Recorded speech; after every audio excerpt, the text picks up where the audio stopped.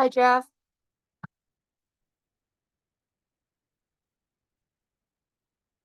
Um, I just left Lot 032 where I'm going back in just a few minutes. But I'm gonna watch the Zoom meeting on my phone. They're at about 180 feet drilling the well. They don't have water yet. So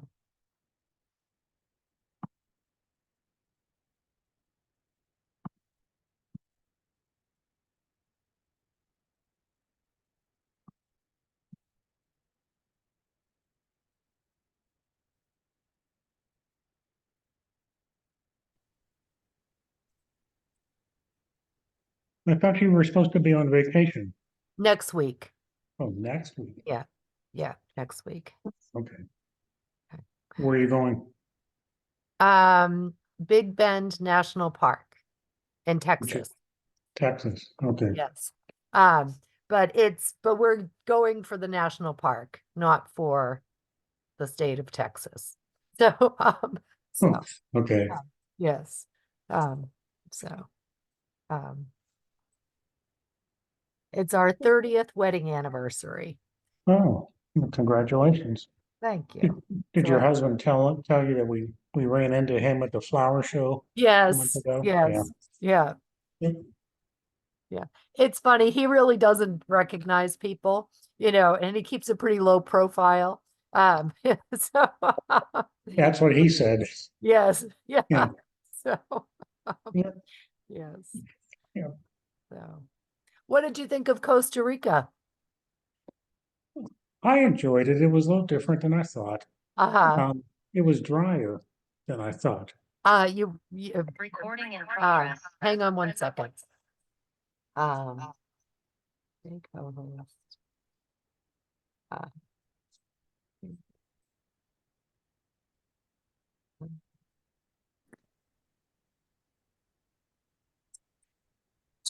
well, I know what I'll do.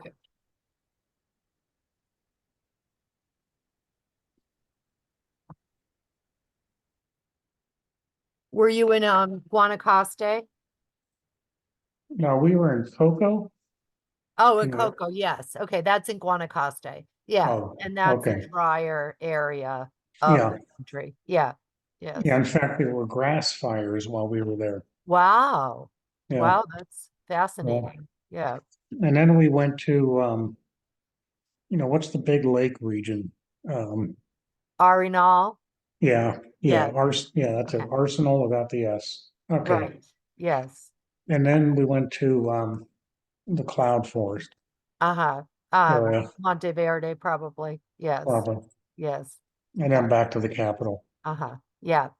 Okay. Yeah. Yes. Well, those two areas, Arenal and Monteverde, were probably nicer than Coco, I would think. Yeah, they Uh, were green. Yeah, they were yeah. greener.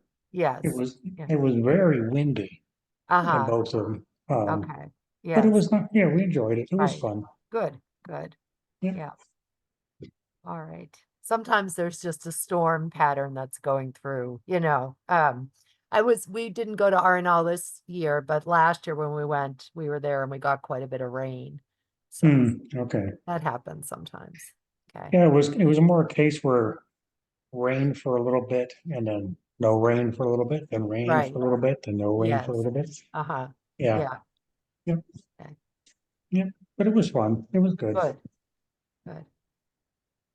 I wasn't that impressed with the capital. Yeah, we don't even go. We fly in and out of Liberia, which is an airport that's closer to Cocoa Beach. And we haven't, I can't remember the last time we were in San Jose, maybe 10 years ago. Well, So we flew into San Jose yeah. on American Airlines and then Yeah. took a puddle jumper up to Iberia, Uh-huh. Yeah. and then which was nice Good. because Good. it flew so low. Yes. Yeah. Yes. Yeah. But Yeah. I've had it. I think I don't need to go back to the capital. Okay. Neither do I. So, Yeah. okay. We'll just wait for. So Elaine took the minutes at our last meeting. Um, she's not here, but she's just taken the minutes. I haven't had a minute to read them. So how about if we just table the minutes until the next meeting? Does that sound okay? Fine with me. All right. Sounds good. Okay. All right. And there's Dominic. I'm gonna make Dominic. Dominic, I'm actually gonna make you the host. Sounds good. And then I'm gonna leave the meeting and then join on my phone and then drive back to Lot 032, which will only take me a minute. So No problem. you can go ahead and get started. Okay? Okay, no All problem. right. Sounds good. Okay.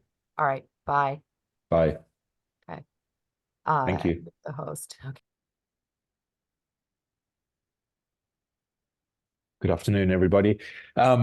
So just to confirm, are you all ready for me to start the page turn, or was there anything else that you as a subcommittee wanted to discuss first?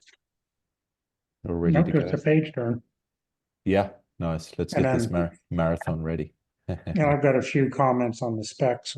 If you, towards the end, we can review those. There's nothing major. Yep, great. I'm still in the process of reviewing the spec. That's what I thought. Done my yeah, thousands of pages is always fun. All right, so I was going to focus on the drawing specifically, and then the spec. I'm happy to answer questions on. Let's see here. So obviously we got the set off last week, and we're currently looking forward to getting pricing back. Today I'd like to focus really on changes. And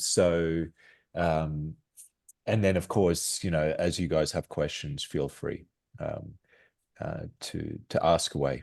I do have a hard stop at 3, and I'm hoping I can do this in 2 hours. So that's and maybe even less. So we'll see how we go. Just to quickly update you, there has been some architectural progress, obviously, from last Friday.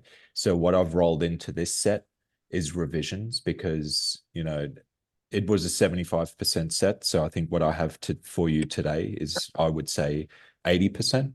Right? There's been some follow-up cleanup. Always as things kind of get to that deadline, there's a few little oversights and cleanups and things. So I want to present to you a week's worth of revision, since that's 75%, at least for architectural. That does include an updated rendering on this first page. So this now represents the intent to finish the building without the rafter tails. So it's important that we represent the building correctly as things change. The front end of the code and ADA clearances has not changed. Let's jump straight to civil. So the existing conditions plan hasn't changed. So again, I'm going to kind of fly through things and really focus on changes. The site preparation plan has not changed. The limit of work has not changed greatly. Again, we are looking at a stockpile area central to the site, but not at the building footprint. So that's kind of like a site materials drop-off zone that is controlled with sediment control as well, I believe. So again, no big changes here. I guess, and during construction, obviously, we're going to have kind of this construction entrance, gravel roadway, and that helps keep Leverett Road clean, so that any kind of trucks entering or leaving the site will not kind of make a huge mess. So that's something that I know we all need to pay attention to once construction begins. So looking at site grading and drainage plan, again, the high level stormwater management of the site has not changed. This site plan that you're looking at now does now incorporate the revised turnaround, which we are currently reviewing with Conservation Commission.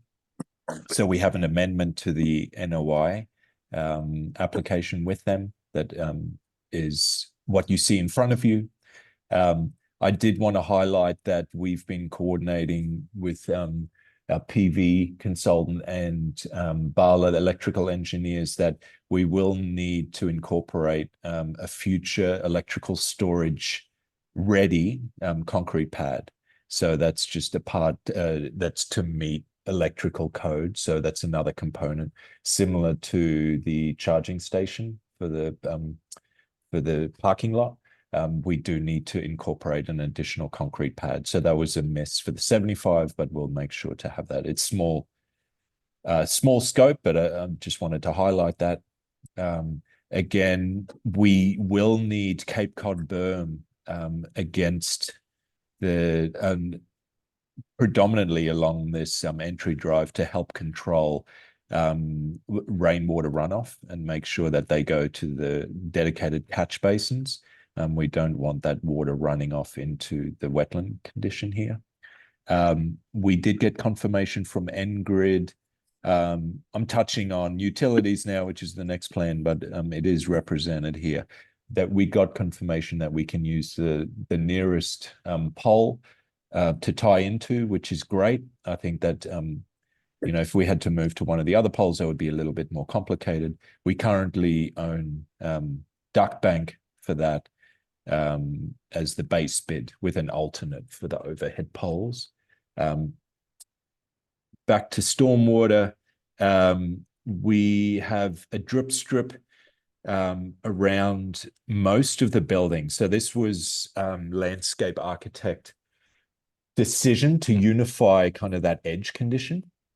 We don't necessarily need it everywhere, but I think it's a good idea just to control grasses, growing right up to the building edge. So we do have roof drains where I'm highlighting them here with my cursor. So we have some downspouts and they integrate into the drainage system that is at the perimeter of the building. So we have a couple of downspouts here. We have one here.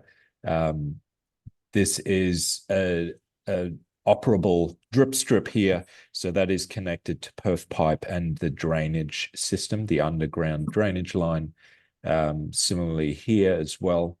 At this portion is the upturned roof. So we're cricketing the roof to allow water to divert to downspouts at either end. This is also a drip strip here. So all of that is connecting to this what is that? That's a drain hole, manhole. So, and then it goes into this water, this catchment basement here. Similarly, this upper catchment basin collects some of the water that's uphill into this basin and then discharges here at this riprap. This is an overflow in a spillway in case anything here fails. So that's kind of a fail safe for this system. Similarly here, if anything fails within this, we have a spillway here. And otherwise, we will continue the stormwater collection into this lower basement. Septic we can get to. We have specific drawings for that. So this is a raised septic system. If we go to utilities, again, so we've got a duct bank that comes in, leads all the way to the transformer. We also have telecom data. Currently shown going to the storage room. Last minute coordination with Marianne and her IT consultant, we decided that it might actually be easier to control wiring within the building if we get telecom coming into the director's office. So this is a portion of scope that we're going to revise for the 100%. That's pretty much it for utilities. Are you gonna provide a spare in that duct bank? Yeah, so we're providing two conduits, two 1 inch. We received clarification on what that section needs to be. I don't know if we have it in the set actually currently. I was coordinating with civil on actually, that might be in the electrical. That's why I might not have seen that section. It's a pretty accessible conduit line. It doesn't have to be in a conduit in a concrete duct bank. So No, we'll it's have the only- two. It's a 1-inch line, I mean, 1-inch Correct. conduit. I believe it is. Yes. Yep. And we have Can two you of those. double check that? That seems pretty small. Okay. Yeah, what I think it is a 1-inch. What we did include, it was a direct coordination from the utility company, from the telecom company. I forget the name, Marianne. You may not be accessible to chime in here. Okay, my only concern is we typically ran Can you hear at me? UMass 4-inch is what we usually use 4-inch, right? for everything. Got it. Can you hear me? Yeah, yes, Marianne, we can. Yeah. I think it's a 2-inch, but I'm gonna look while we're Yeah, talking. let me follow up. Okay. I may be Okay. completely misquoting. All But, right. Okay. um, All righty. Yes. All right. But I'll look and then I'll chime in again. Okay. yeah, no All right. worries. All right. So yeah, Neil at CMS recommended that we have an additional, and I think that's appropriate. That way you're ready in case you have additional needs in the future. Right. We're pushing on NGrid. Of Bala pushing on NGrid so that they can have their pricing for the overhead power lines, so that we can have that in hand when we evaluate the pricing for the 75%.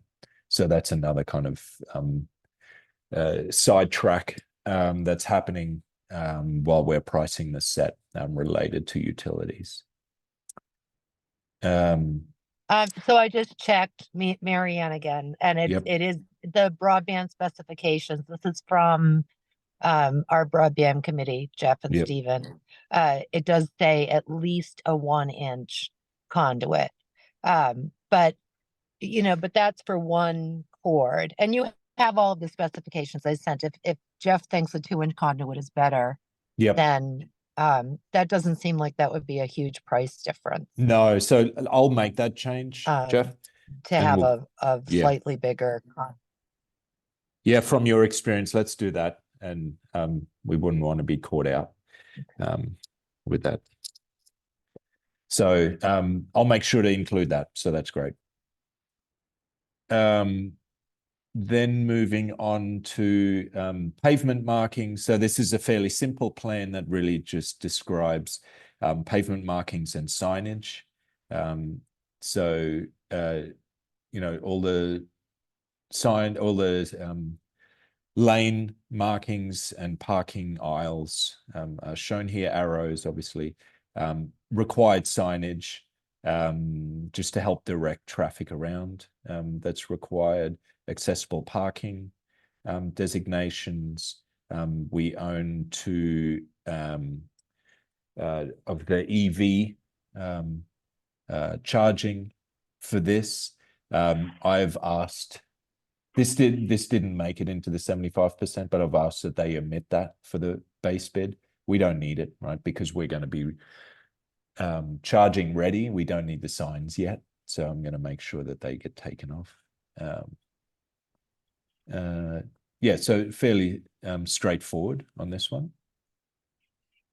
Moving ahead. So now we get into details. I didn't want to get too bogged down on these. I'm happy to answer questions for those of you who have them for this. One thing that I'm going to ask Fuss and O'Neill about is this electric charging set. We need to be charging ready, right?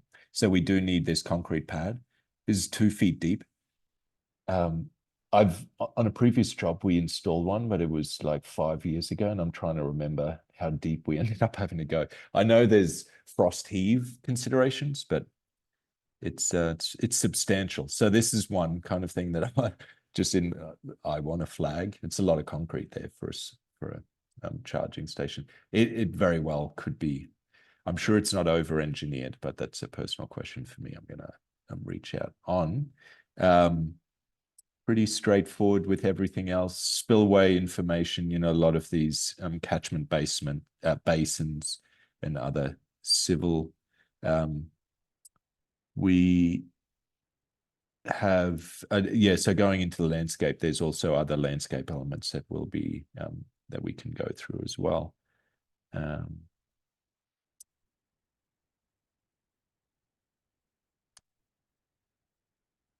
Moving on then to the septic. So the leaching field again is, you know, as shown and coordinated. Sounds like everything is working well in the current location. Again, it's going to be about 7 feet tall if you stand on Leverett Road. So it's going to have a fair height to it. This will be seeded. We can go over the planting plan in the landscape. This will be connected to the chambers up here, the septic tanks. We have 2 septic tanks. So we have the septic tank and then the pump chamber. We were struggling. There was a concerted coordination effort about where to locate these. And so I think they are shown more accurately in the civils, actually, so that manhole access is properly located. The tight tank, which is plumbing, not septic, needs to be in a location very close to this, unfortunately, and it has to do with elevation and drainage.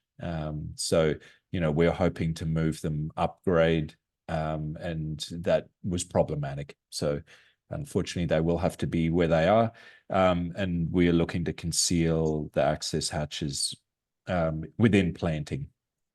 What is a planting. tight tank? So a tight tank is basically a reservoir that will need to be maintained, and you will need to have them serviced so that they're drained. It's basically catching water specifically from the mop sink, because that water is not allowed to go into the septic system. So the chemicals that you will, you know, discharge in that mop sink, that you are not allowed to input into the septic system. So I haven't got any information on the maintenance requirements, like how often this reservoir will fill. I'm trying to remember. I had the dimensions of it. What you see here, it's actually cylindrical. I think there's details of that actually somewhere. So our plumbing engineer is actually still working on the exact size of that.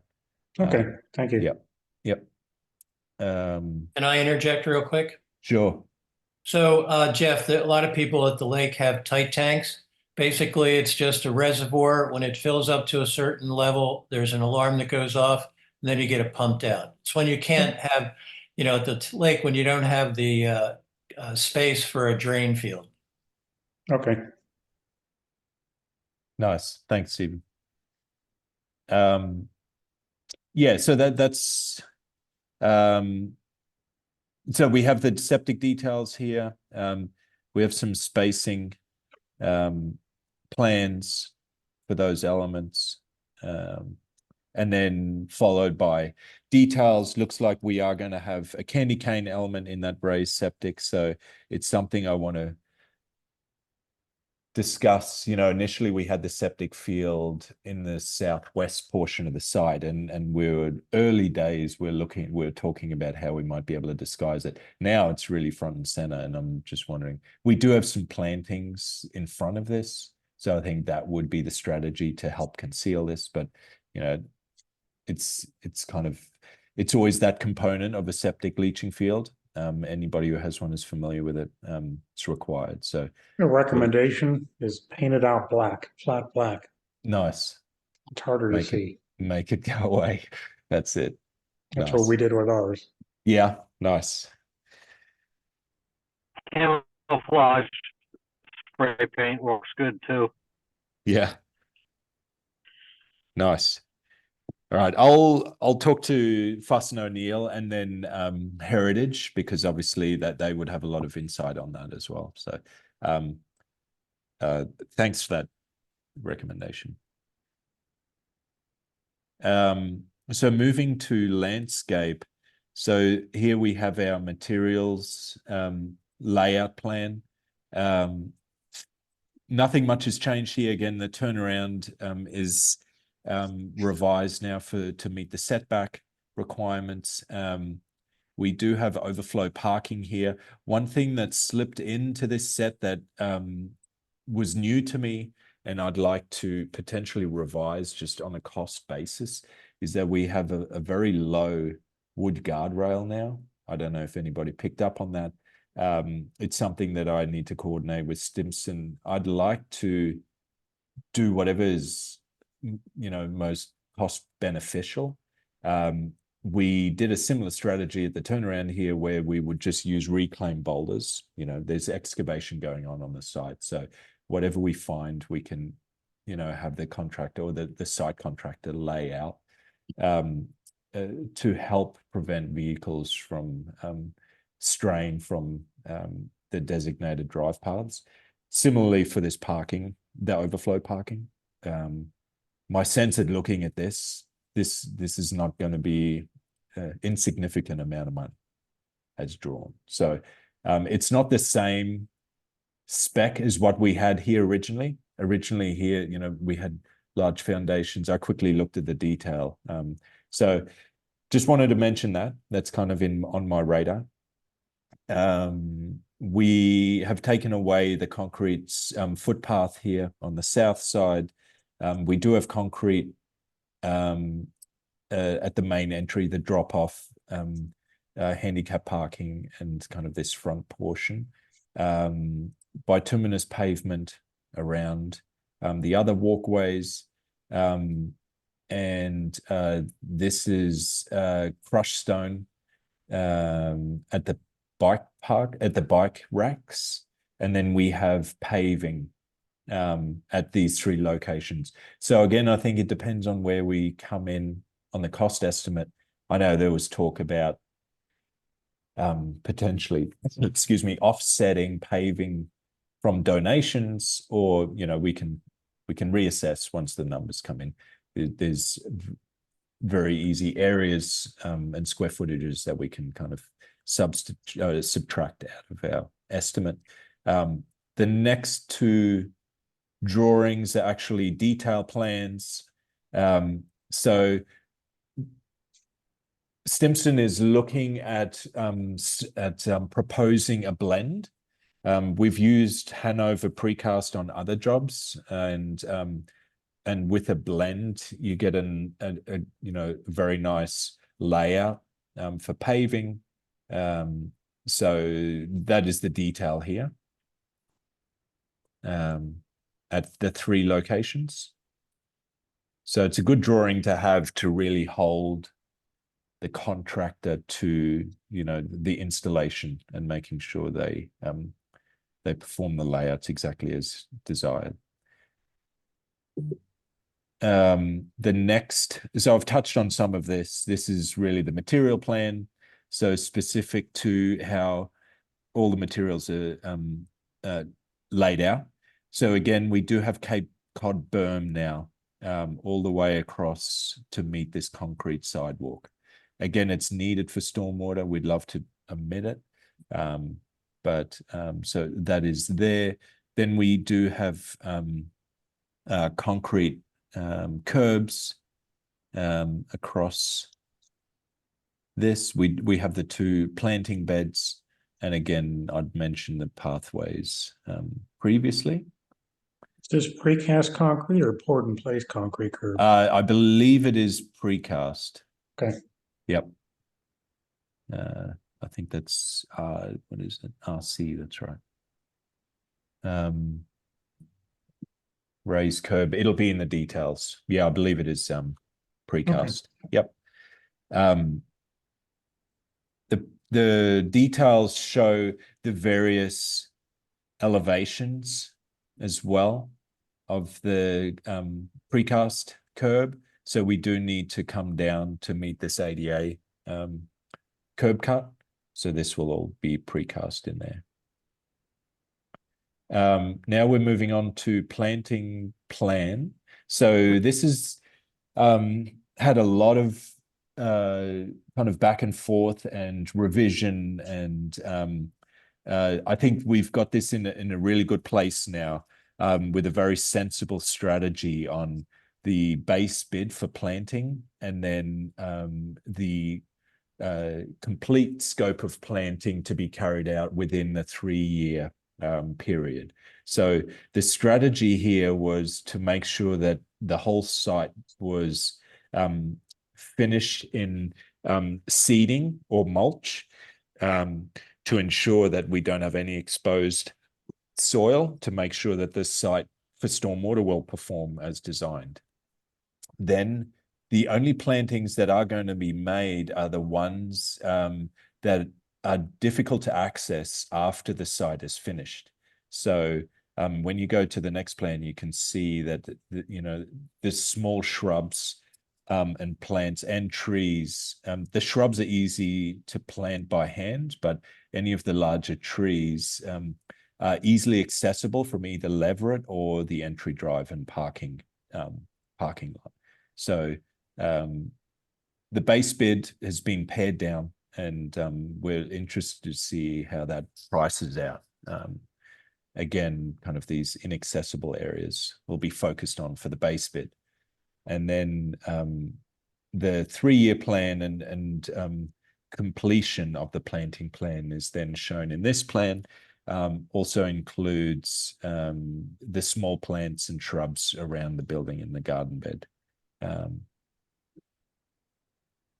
Yeah, so that's kind of like a high level of that. Then we get into the details. Again, I won't stay with this. One detail that we still need to include is the drip strip that surrounds the building. There's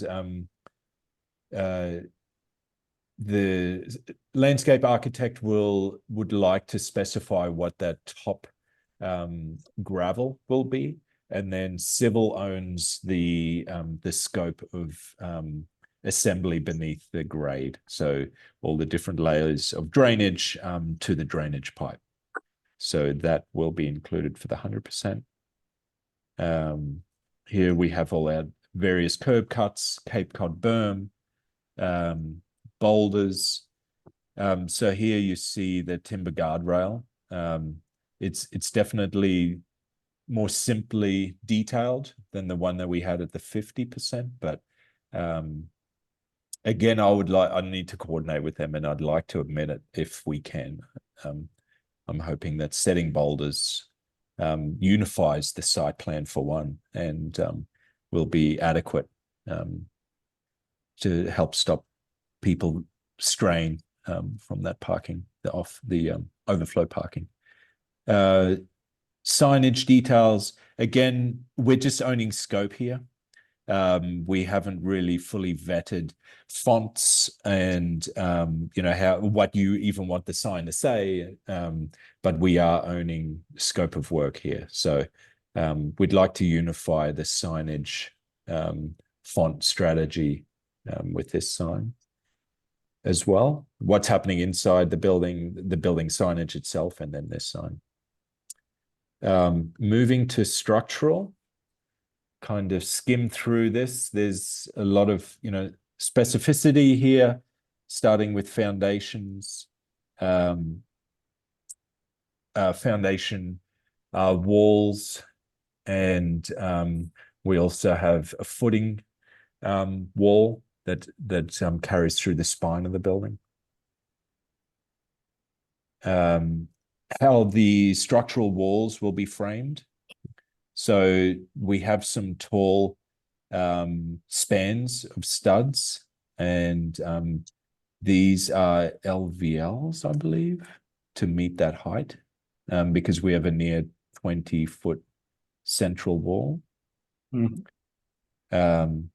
And then the shear walls will be sheathed in ply, structural ply. Right. So some roof details. We now have deleted the rafter tail. So this they're calling this a glulam beam. So that rafter condition previously was protruding. Now that we have reduced our eave, we're able to simplify this. We do have backspan 2x4s, which will be required just to reinforce that overhang and make sure that we meet snow loads and occupancy so that you can stand on that. It's simple detail, but we think that the fussiness of, it's a result of where we ended up now with the new roof, and we see this as a cost saving actually.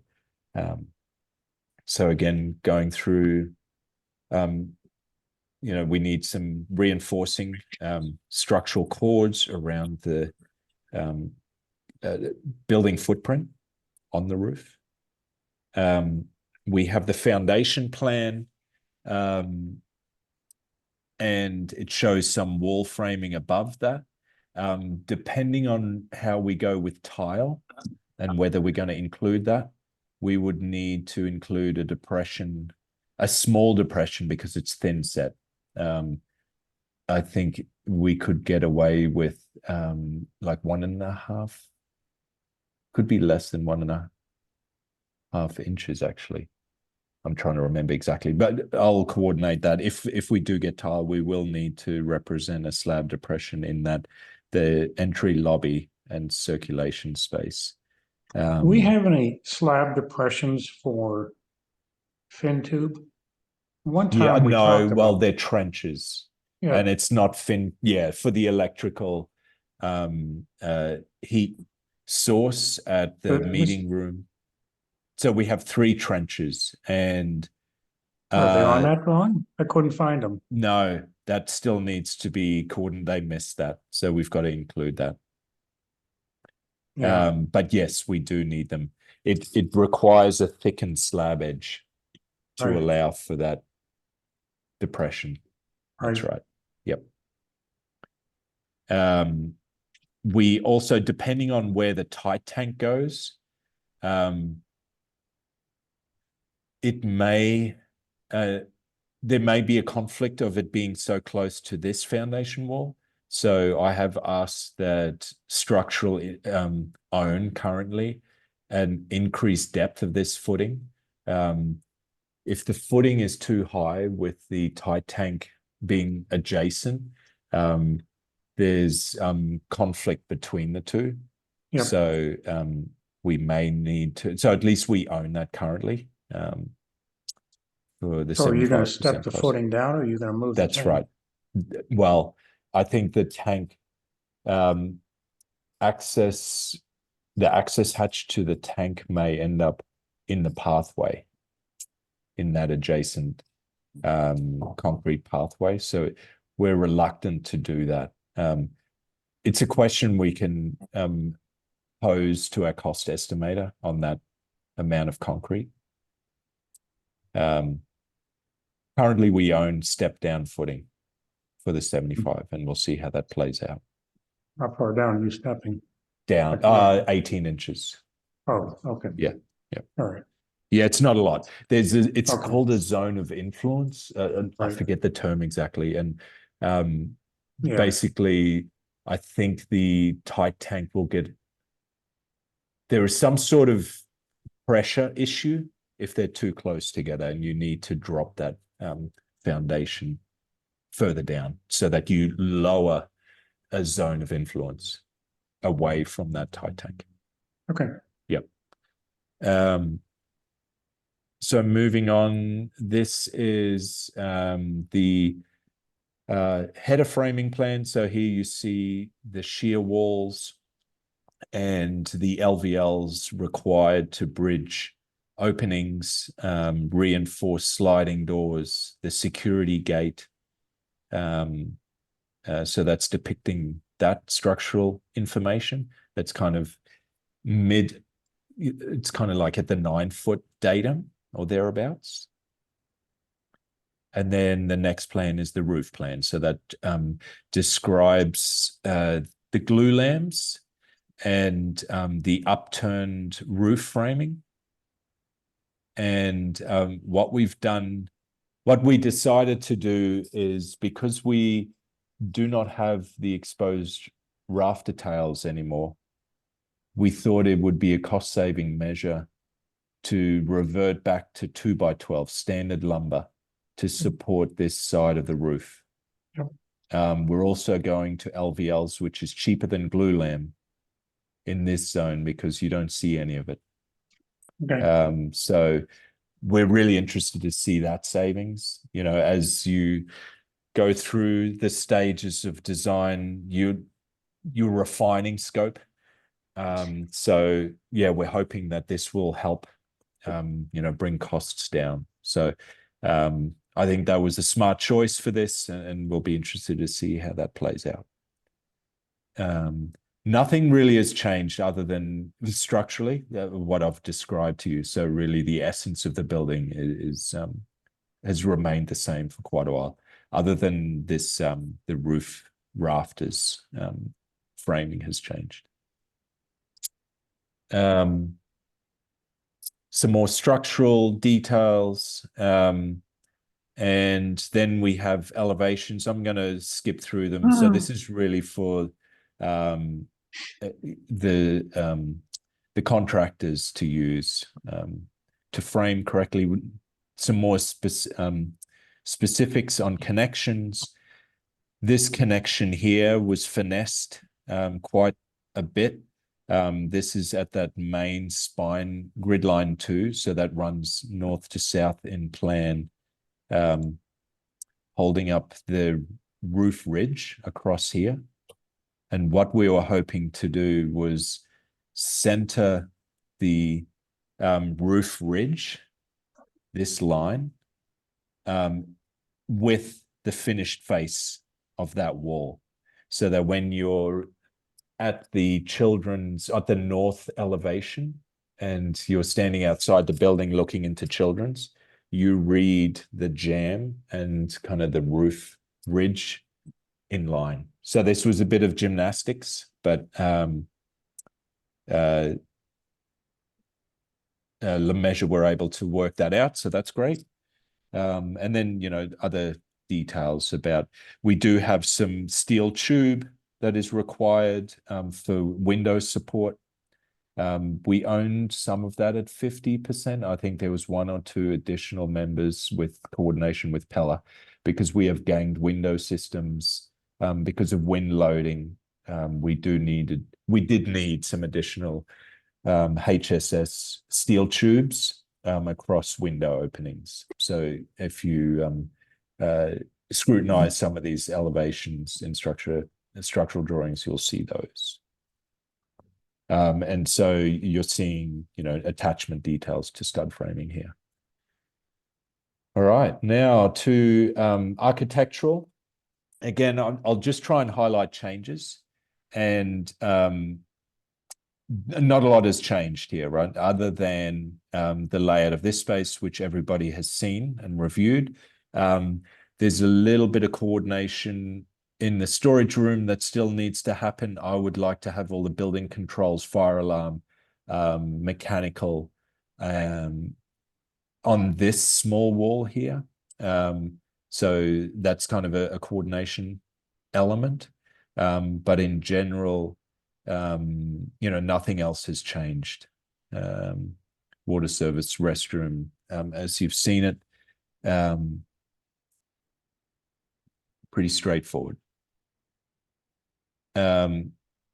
Moving on to the attic plan, we felt this is before I move on, we will include a slab plan.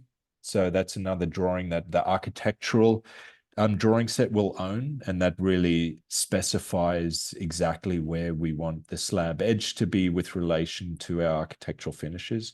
And if we go with this, you know, the trenches, obviously, and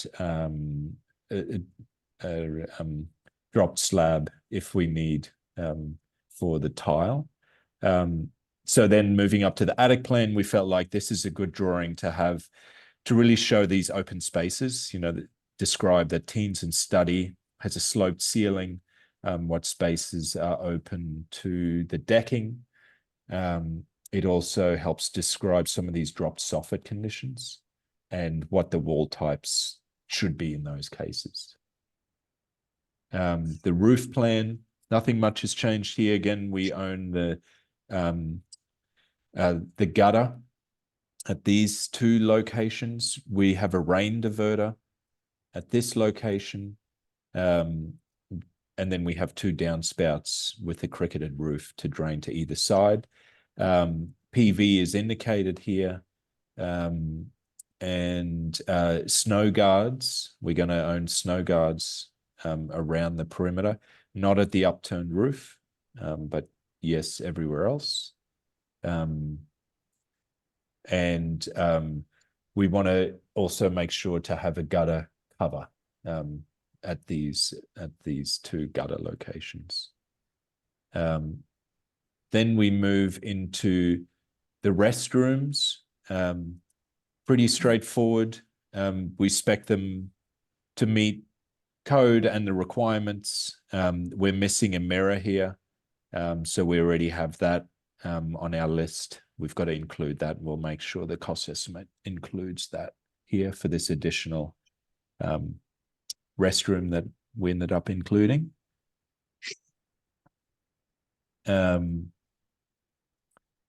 Floor finishes. We owned resilient flooring, but I made it clear in the cost estimate that we wanted to add alternates so that we could potentially have tile throughout. And we're also pricing epoxy flooring for the restrooms if we were to go with linoleum. Other than that, we have linoleum throughout, a simple sealer in exposed concrete for the mechanical spaces. We have carpet in adults and the reading nook and the director's office. Everywhere else is resilient flooring. We have a carpet overlay in the children's. Then the reflected ceiling plan. These fixtures are pendants, which we have as an add alt for the cost estimate. So we're interested to see what that would come out as. So we can evaluate that with the cost estimate. Currently, again, the main track light fixture with the light heads and track system is showing additional tracks to the fixtures mounted to them. So I finally got explanation from Lamb, our lighting consultant. So they're showing fixtures on one side of the structural bay on these tracks and not on this side, but they actually need to locate one of these fixtures on each side. So 3 need to go over here and 3 need to go in here. And that is a result of the sloping ceiling and the fact that these fixtures need to point down against that slope. So they need to be directed away from this sloping rafter to which they're mounted on. They're worried about scalping and not being able to supply effective lighting if they just used one side.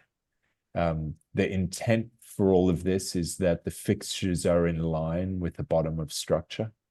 If we were to mount on the rafters, we feel like that's very distracting, and we're trying to keep it fairly clean to pull them up. So Lamb says that the tracks themselves are fairly inexpensive. So I think what's misleading here is that they're representing these fixtures on one side, justified to one side, and not alternating on each.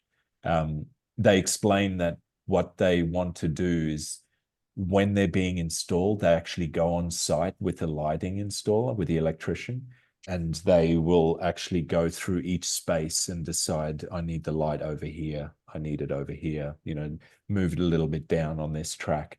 It's got to be angled a little bit this way. And so there's a coordination effort about getting the light heads on the tracks where they want them. So it's kind of a placeholder for scope. And then that final layout of lights would be done in field when it's being installed. but we own the fixture heads we need. So there wouldn't be an increase down the line. Stephen. Yes, so am I understanding that the tracks are going to be set on the side of the glue lamb up high enough so that the fixtures kind of disappear, if you will? Yes. So will they, if we have things displayed on the wall, are those tracks going to be able to illuminate the wall? The Yes. fixtures on those? Yes. Yes? Yep. Okay. So the intent again is to make sure this wall is illuminated. These side wall, the side walls on either side of the screen, and Right. then also this wall here. Yeah. Thank you. Yeah. Yep. So, and that's also going to be wired in a way that can be controlled independently, right? So you have zoning that'll be zoned in the same way as I described. So you can specifically control the track heads or the fixture heads in those zones. In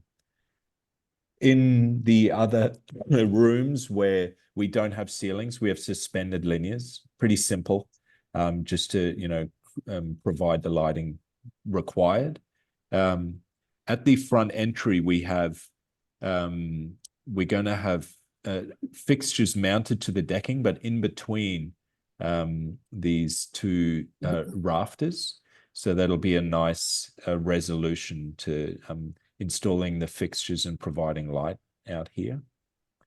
Then we have pretty simple fixtures mounted in acoustic ceiling tile. We have hard gypsum board for the ceilings in the restrooms. That's pretty common practice. Before I move on, another thing that we're going to coordinate is a few access panels. We don't need them for most of the building because ACT panels can be lifted, but I do believe we will locate one in the vestibule and the restroom. I think we need one in each of these restrooms, depending on wiring to get to the storage room. So that's a coordination effort is currently underway. And then we have suspended fixtures in crafts, children's, and the study. We also have wall-mounted linear fixtures on an offset arm to illuminate stacks at the walls. Heather? Hello, could you go back to the circulation desk area? Sure. Yeah. So those, I see, looks like 4 littler lights and then those 3 larger circles with little dots in the middle. Are those additional fixtures? They are, yeah. Sorry, I glazed over those. They are Okay. suspended fixtures to illuminate the circulation desk. Okay, and are those So- going to be spaced sufficiently to cover the whole desk? I've had a lot of circulation desks where there's dark spots and illumination issues, so I'm just sensitive to this one. Yeah, absolutely. Yes, I'll make a point to make sure Lamb is providing sufficient foot candles at that surface. Thank you. Yeah, no problem. We also have, and kind of while we're in this area, we have a wall grazing linear recess in the ACT, and that's for the browsing and library of things over here. So that's the RCP in a nutshell. We're also describing finishes here, right? So acoustic ceiling tile throughout, open decking, as you see in the major spaces, and then some of these smaller spaces doesn't have a ceiling, so it's open to decking, and the restrooms have hardship. Building elevations, again, nothing has really changed here, bar we've tried to simplify things a little bit here with the rafter tail. So we did have vertical wood and horizontal wood component at the eave condition.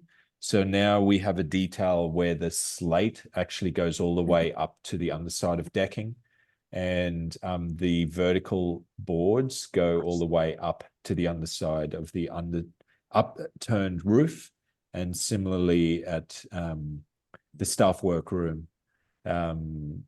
We've simplified that detail. So we're hoping to see some savings there in general. It's a less fussy detail at the roof eave. Other than that, material choices are the same. Alaskan yellow cedar with a pre-stain, a pre-aging stain applied to it. So you don't see, it's uniform aging over time, because the roof eave will, create a shadow line. And so you might have a lighter color above and a grayer. The graying out of the Alaskan yellow cedar will happen faster in the more exposed areas. The same slate, the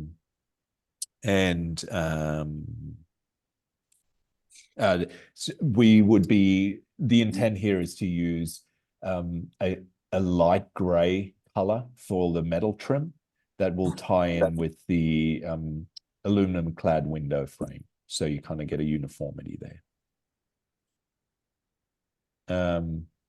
Then we go into building sections. I'm not going to really focus on these. These are really a keying drawing. So from here, you can reference where we pull out from the building section, you go to the wall section, and from the wall section, you then go to the specific detail section. So again, we have a bunch of sections through the building in one orientation, and then we do the same in the opposite direction. And again, it's a keying reference. I did want to highlight again, we do not have the perforated drywall gypsum board for the acoustic treatment here. We have a fabric wrapped surface mounted acoustic panel. So again, we're interested to see the savings there for that. We have a linear uplight. That was another lighting component in the RCP I did not explain before. Again, the strategy is, sorry, I'm zooming around here. Let's go to the meeting room. So the intent here is to have that indirect linear uplight, and that is in all the main spaces, adults, children's, and the meeting.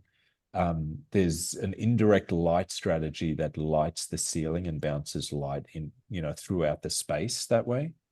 And then above that, we're going to have supply air into the space. So it's not shown in this section specifically, but we do have a detailed where we have supply air, the plenum, and the linear grille is above that. And then above that, we're going to have the acoustic panel. So we do describe some of that in these sections. Then we get into the wall section specifically. Where we need them. What are all the unique connections of different materials? These exterior wall sections, again, they break down where all these connections are, and then you can go to those specifically to get all of that information. I'm going to kind of just speed through these. I'm happy to answer questions. Specifically here at Children's, we have the shelving niche. So we have an LVL to help support that overhead niche. We also have a HSS steel to support this window system above for the clear story. We show shades as well. So we're going to have all manual shades.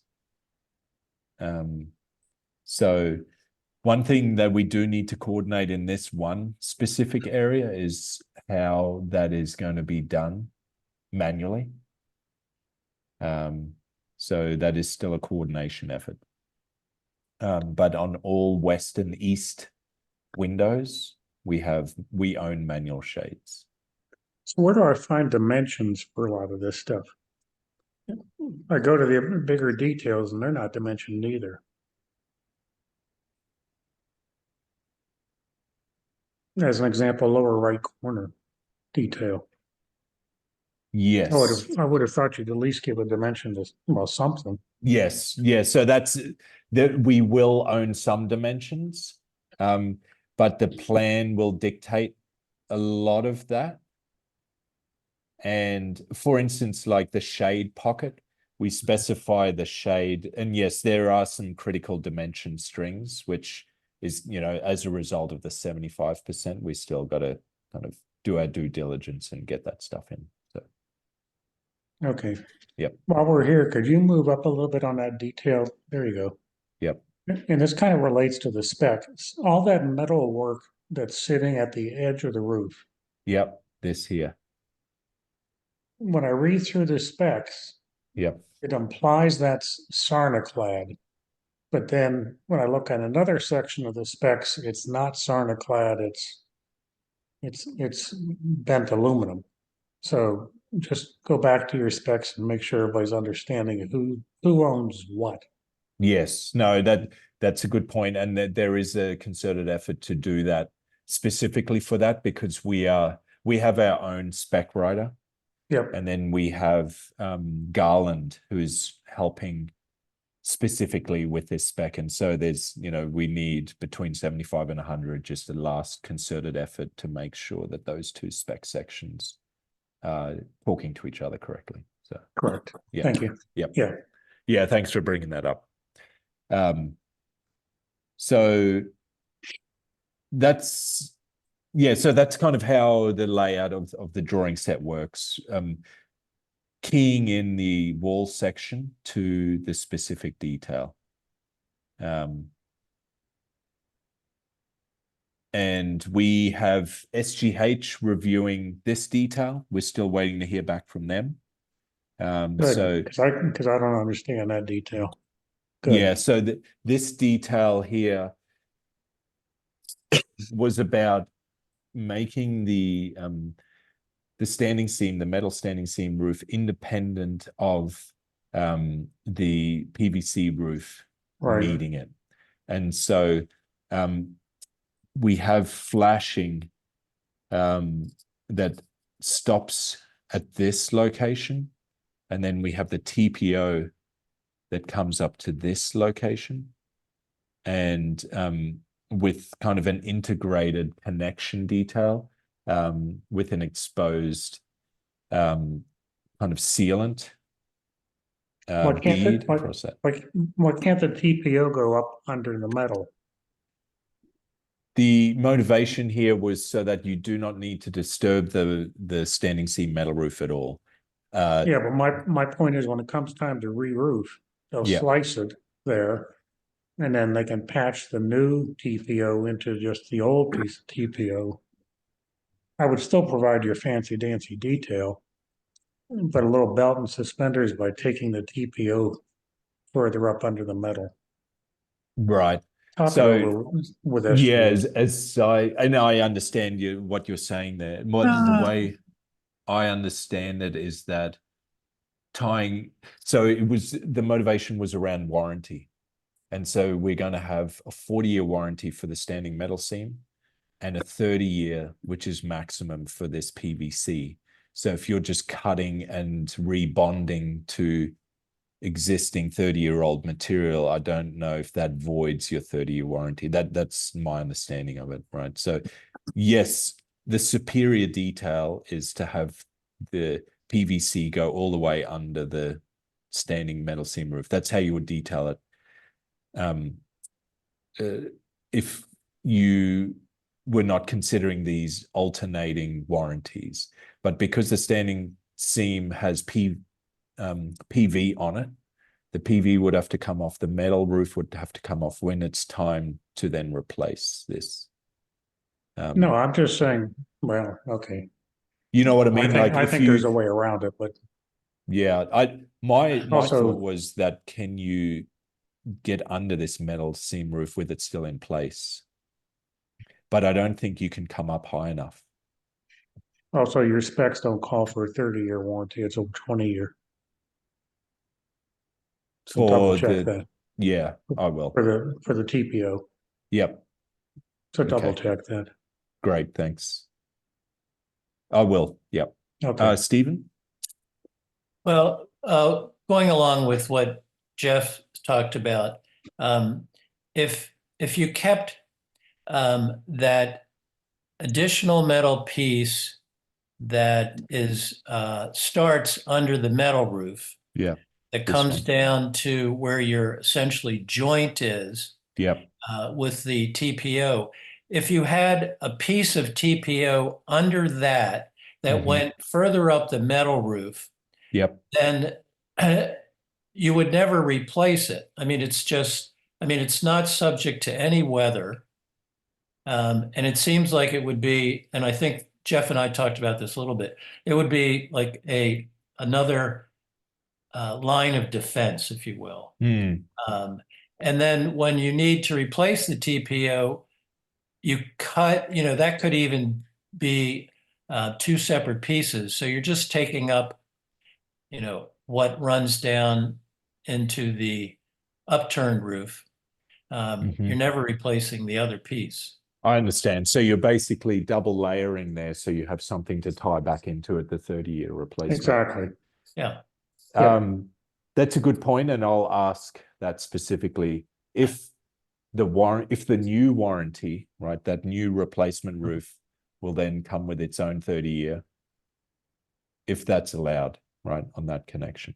Now, as I'm looking at the detail raised up, if you come up to where that bead of sealant is, okay, and then you look at the metal part that's under the standing seam metal, I see a way that if you sort of start on the top of the standing seam metal and you come down towards the sealant, if something backs up, what keeps that as a totally watertight joint? Because there's this where your thin, I'll say, dimensional line is.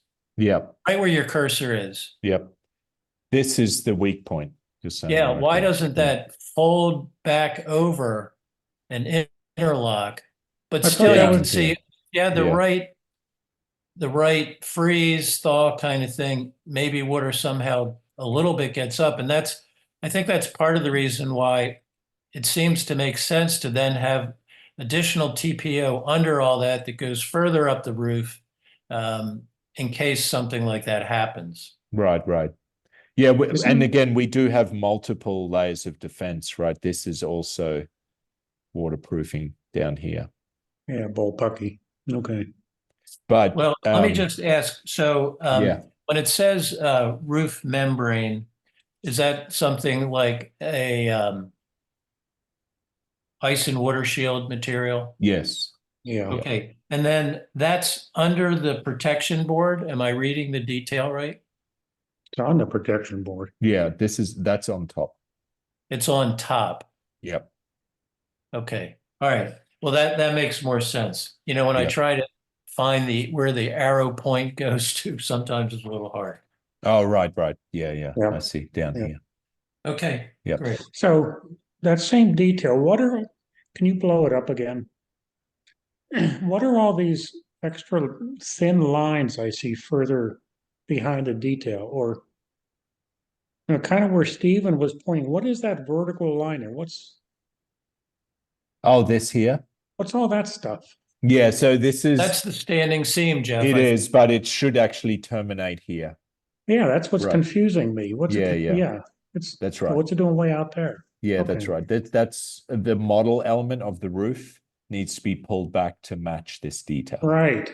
Yeah. So we generate all our drawings based off a 3D model. And you need to learn how to use a pencil. Yes.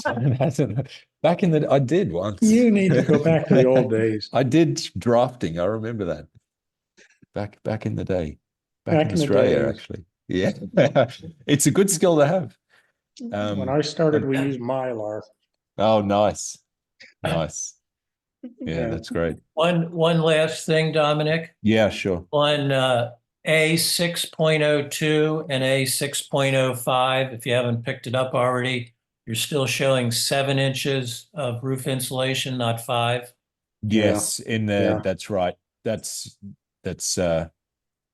Very good point. We Yep. did catch that, and we've still got to review that. That's Okay. correct. It is drawn at 5, just to clarify. So dimensionally, we have it. We've got to chase the notes. And double check some of your details. You're still calling out for I call it the burnt wood or the Akara wood or whatever it's called. Yeah, Akoya. That's Akoya, right. there you go. Yeah. Yeah, Yep. okay.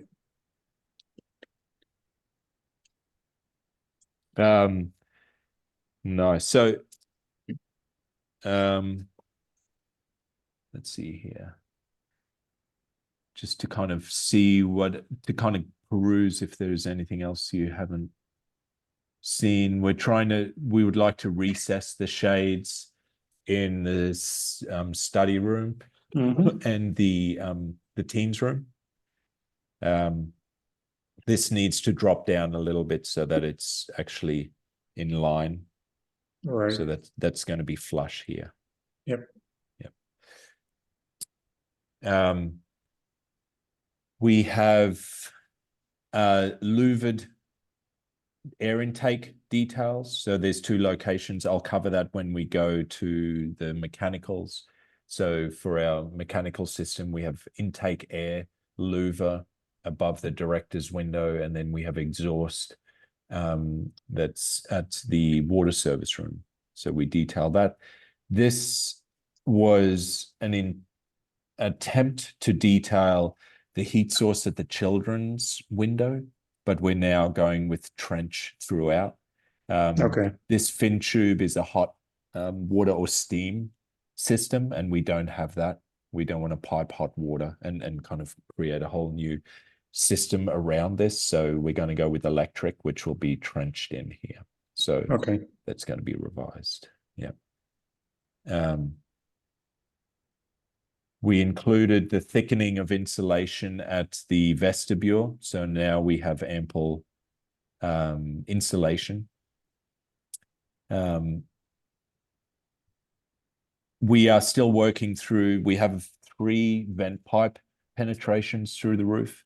We're revising this detail to adequately seal, to have an adequate boot around the penetration and the pipe, because the standing seam roof is undulating. It's not a flat surface. So Right. just to take note of that, we're still working through that detail as well. Okay.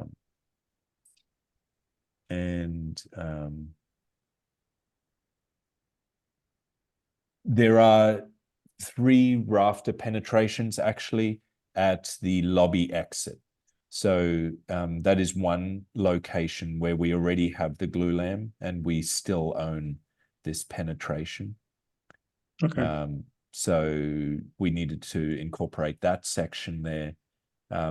Moving to the plan sections, we show, specificity about how that gets sealed correctly as well. Again, the slate is now going to be terminated up against the roof eave, and so we have a aluminum cover that's going to hide that top course of nail heads. So the Can I ask a intent, question about that detail? yeah, Can you go back up to the bent metal above it? So is this one piece of metal, 2 pieces of metal, and where's the cleats? yeah. So this is one piece of metal Got it. that acts as a cleat for this Got it. piece, which is then we need to incorporate. This is a cleat for this piece. Okay. We Where's the need a cleat? cleat down here. Yeah, you need a cleat down by the bottom. That's right. That's my point. Okay. Yep. So we So, need so then it's we 2 pieces we of can metal? omit this cleat and put it down here, basically, because Okay. it's turning. All right. Yeah. Got it. Yep. Yeah, so the slate shingle coursing will start at grade and work its way up to the roof. And they pilot hole the nail holes, and then they're simply nailed in. and that top course we want to conceal that nail. Dominic? Um, Yeah, it's Roger. Can we go back to the edge detail there? Are there going to be horizontal joints that need to have folded seams or such on these bent metal pieces?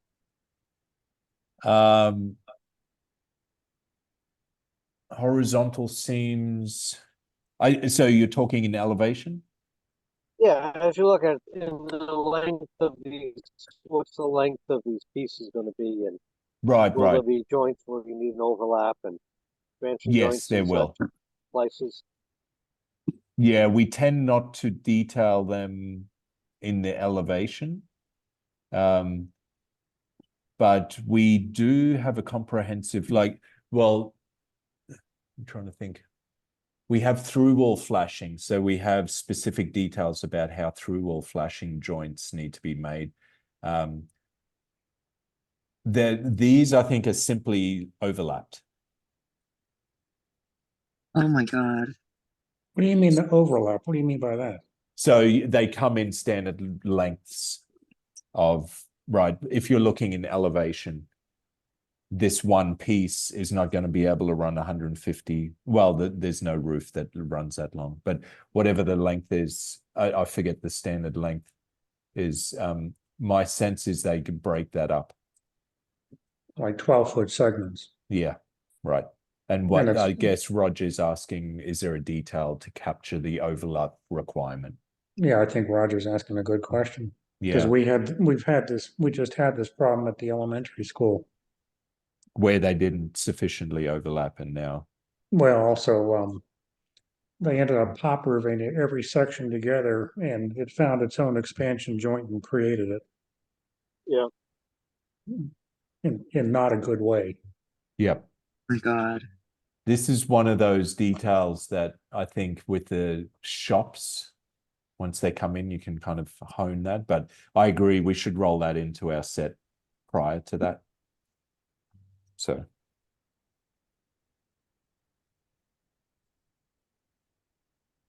I've never had that be an issue on other jobs where we detailed these, but Yeah, we'll make your day. it's good to own this stuff prior, and then there's no questions after. Yeah, that way Stephen won't get all over you. Keeping me honest. Yeah, so thanks, Roger. I'll look into that and make sure we include that in the set as well. Then the plan sections, again, detailing, for instance, there's the Alaskan yellow cedar vertical boards. We want to own a vertical corner trim.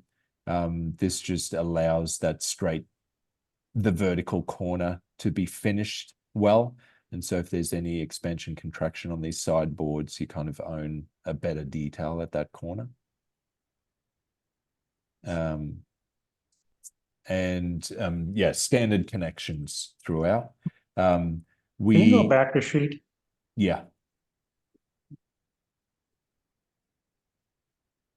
No, go back to a section. Well, The wall section. keep going. One more. Yeah, let's see. What I want to do is see the bottom of the wall. What sheet would Bottom. have Oh, that? at the slab. Well, you've got some blocking near the slab, but I don't understand how you're supporting the blocking. The slab.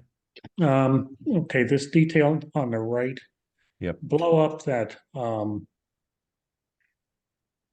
So you've got your slate on the outside. Yep. Which is then sitting on.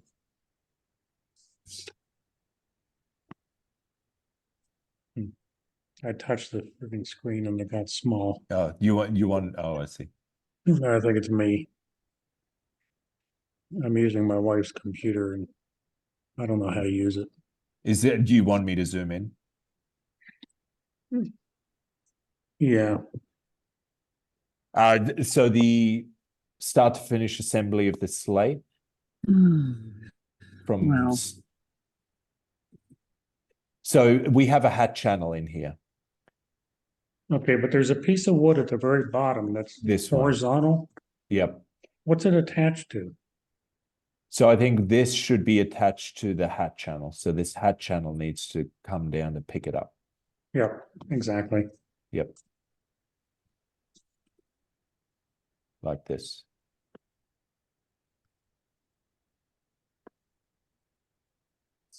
And then it can sit on top the way these are.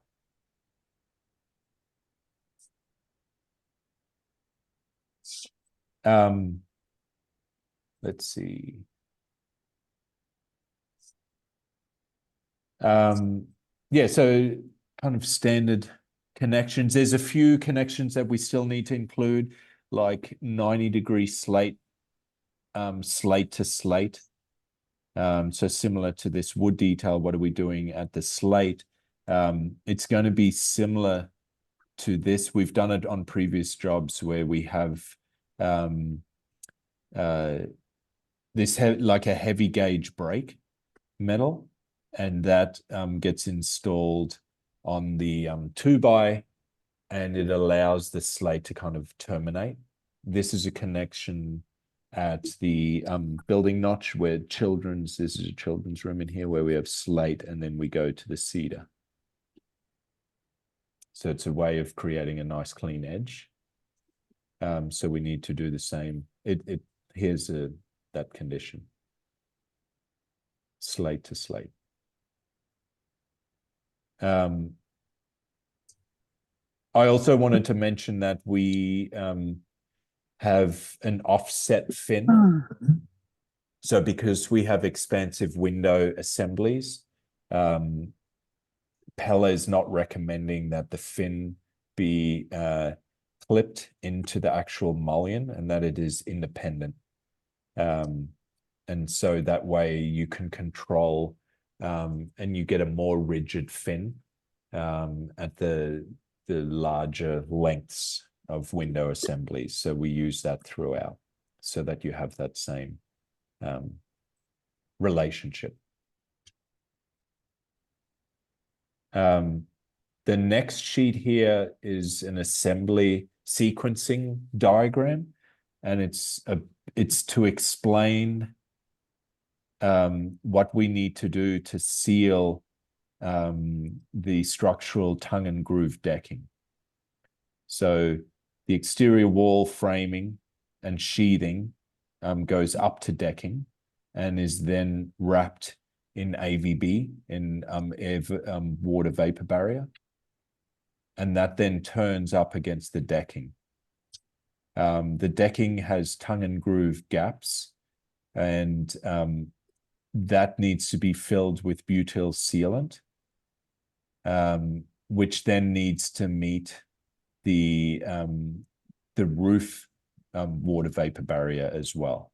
So you can see here in the sequencing, we explain that after framing, the decking needs to stop at that exterior wall. You need to apply the butyl sealant at that location and then continue the assembly. Then comes the structural sheathing, which goes on top before the first layer of AVB, and that kind of laps down on the decking board. Then the next sheathing layer goes on with the AVB on top of that, and that basically explains to the contractor how that connection is made. We also have perpendicular conditions where the decking is perpendicular to the exterior wall that's on the south and the north exterior walls, and we explain that we need butyl sealant between each board at that location. That's to prevent airflow coming into the building. Makes for more efficient treatment of air and more efficient use of your mechanical equipment. Interior elevations, I'll kind of like skim through them. the meeting room, again, we have the acoustic tiles, the fabric wrapped acoustic panels applied to the walls. This elevation needs to be revised so that it is cut right at that wall, because you're seeing the section cut to produce this elevation is showing this little lower, when really the acoustic panel is offset from that structure. Stephen, I see your hand up. Yeah, real quick thing on the in the meeting room, I see the picture rail. Yeah. I would suggest including that on the north wall, each side of the large pocket door, and then on the east side left of the kitchen. You know, just depending on what kind of items are being displayed, those spaces, even though small, would be useful. Sure. So really it's on every wall around, other than the Yes. screen. Yep. Yes, Great. thank you. Yep.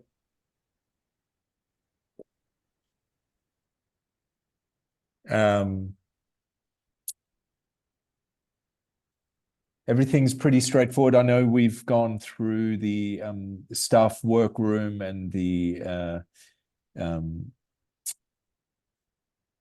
library of things wall. Everything else is pretty straightforward.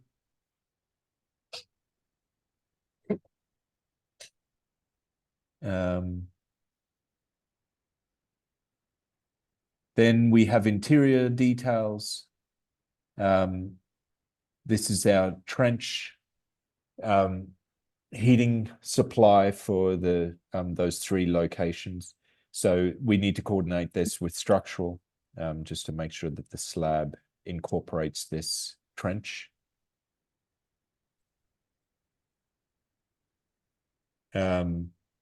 We're showing connections again of the interior glazing.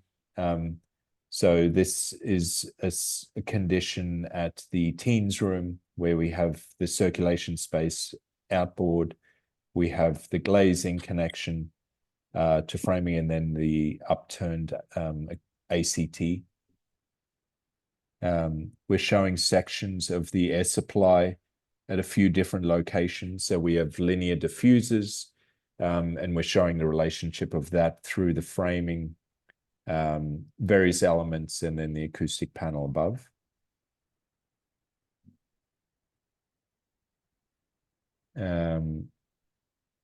We're still in progress of supplying all the details of the sliding doors. This is between adults and children's, the clear story condition above.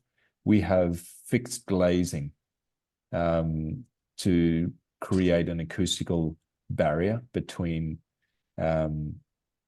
adults and children. So if you're standing in the adults' room and you're looking to children's, above that is this overhead glazing. So we're showing sections through that, how that meets the jam elements. We've incorporated details of that system, the interior glazing and the doors.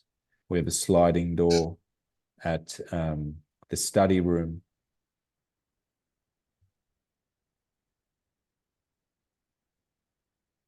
And then we show a full page of our security screen. So this is the after hours security screen.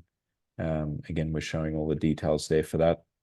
Double track, so that you can have a smaller pocket to stow away the security screen, the mesh fence.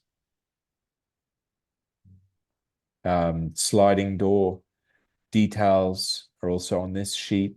Again, just working through all the details, make sure we have the scope covered. Kitchenette, we've gone over in previous meetings, so not much has changed here. Just some final revisions and coordination required here. Here we go, my mouse is dying, nice. The microwave will need its own support here, so we need that as well. So that'll still be incorporated here.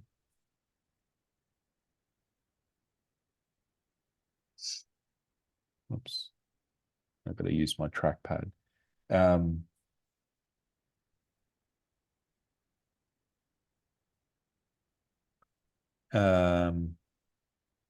My Zoom is going to be horrible. Howard, no, it doesn't like that.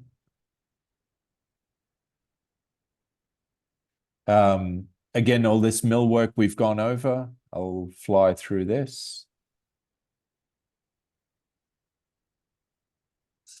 Some details of shelving between the staff workroom and the circ desk.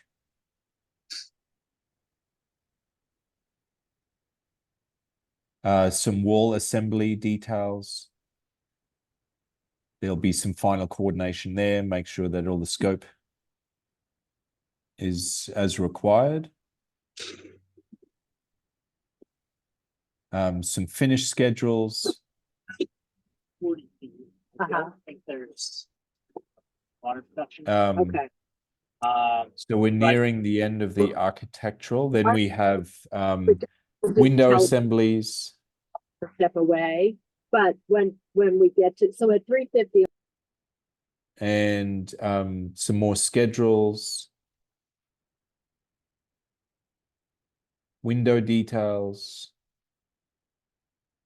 Signage. So we started to incorporate some scope. There's some coordination required here with Marianne and just confirming where we have signage. Again, we're including that here. Before I go on, I might actually get my spare mouse real quick. Do you mind? Give me like 1 minute. It'll just be easier for everybody if I can actually operate this thing properly. Hang on.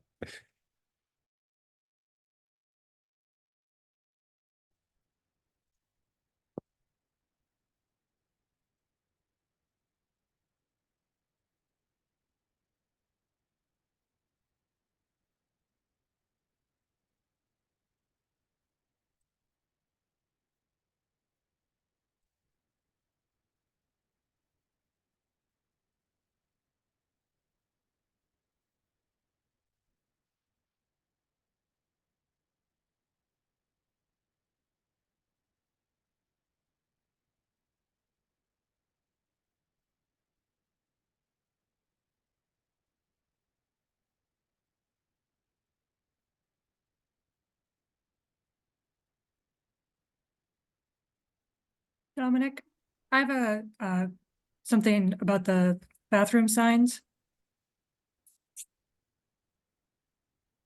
Oh, not back yet. He needs his ears. Yeah. For the bathroom signs, could they not be gendered?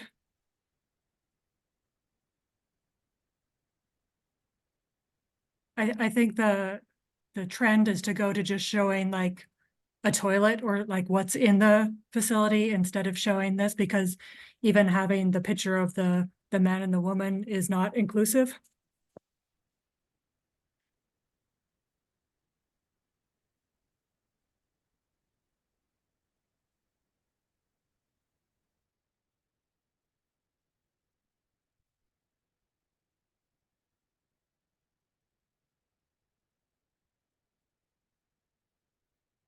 You're muted, Dominic.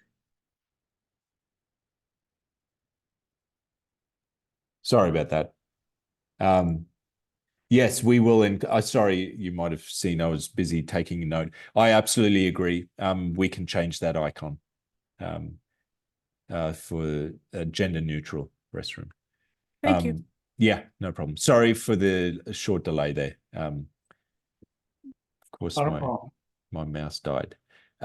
So yeah, we are working through the signage schedule and making sure that we have that. So it's still a work in progress.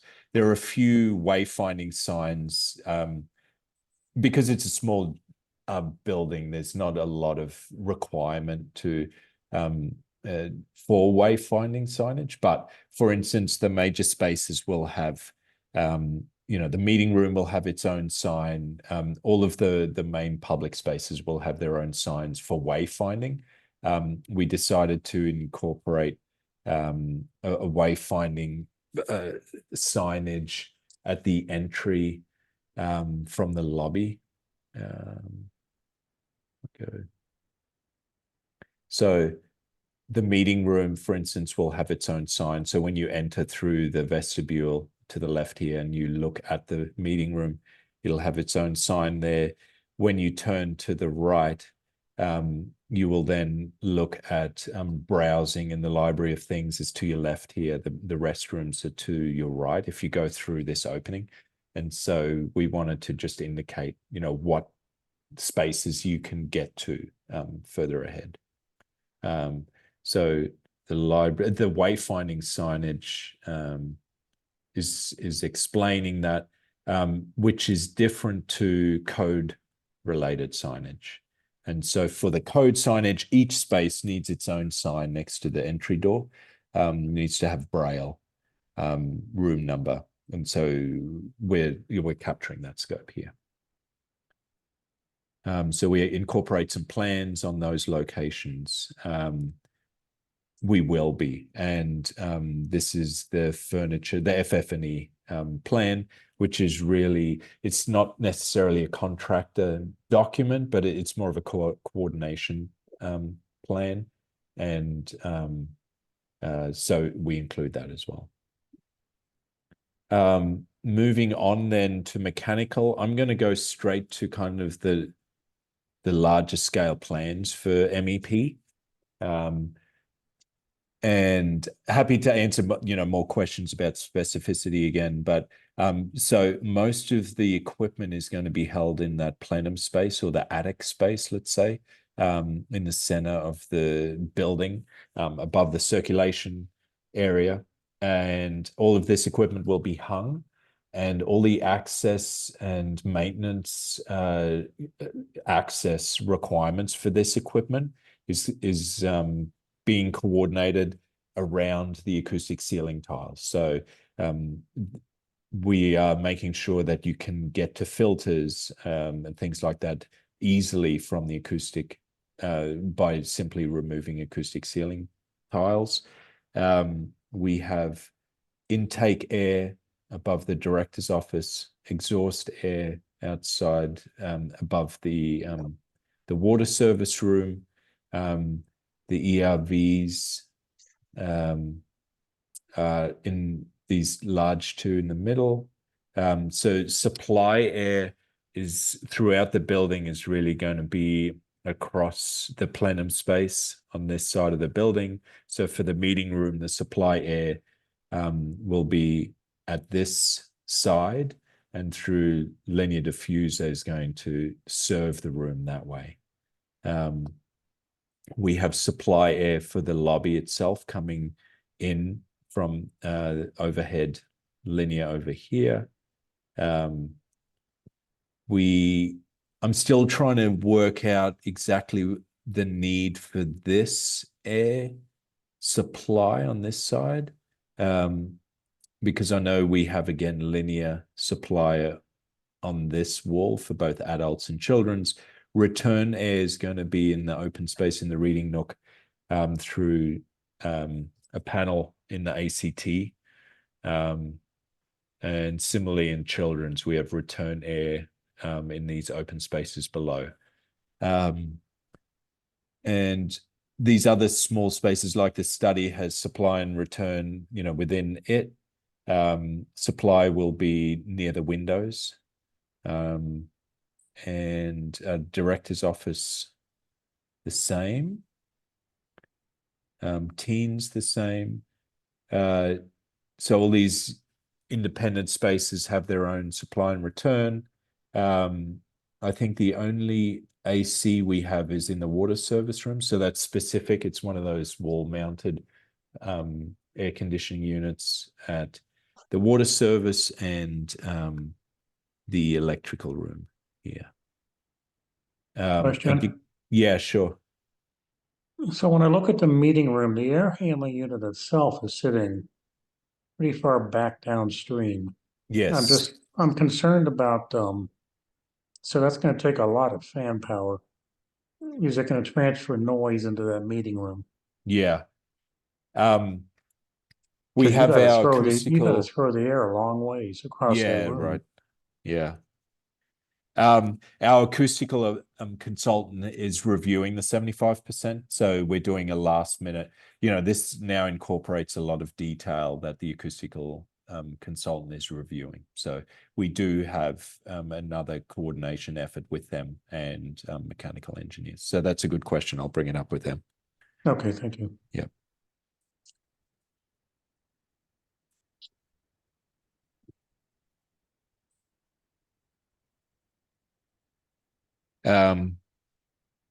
And then we have. Excuse me, Dominic. Yeah, sure. Couple questions. In the spaces, the main spaces like the meeting room, the adults, and the children's, are there any returns high up on the wall? No. So the returns will all be at 9 foot in the ACT panels. So the reading nook is going to have the return. So supply will be across that linear, which is So I like guess 9. my question then is, Yeah. so in the summer, if you're doing some cooling, you're not taking the heat from those spaces.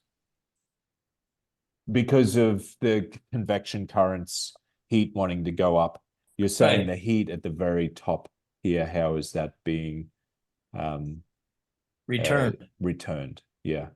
I'll ask that question. I'm sure that there is some sort of strategy with airflow. Okay, thanks. Yep.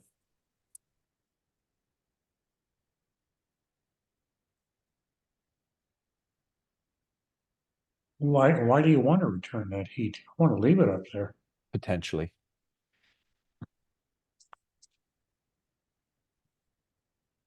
Well, if you're, if you're cooling, you want to take the warm air back to be recooled. Not really. You just want to cool the people zone, which is from 9 foot down. That could be it.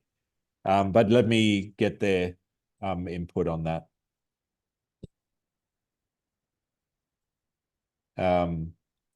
So that's, and then again, we have heat from the trench at, these larger window areas.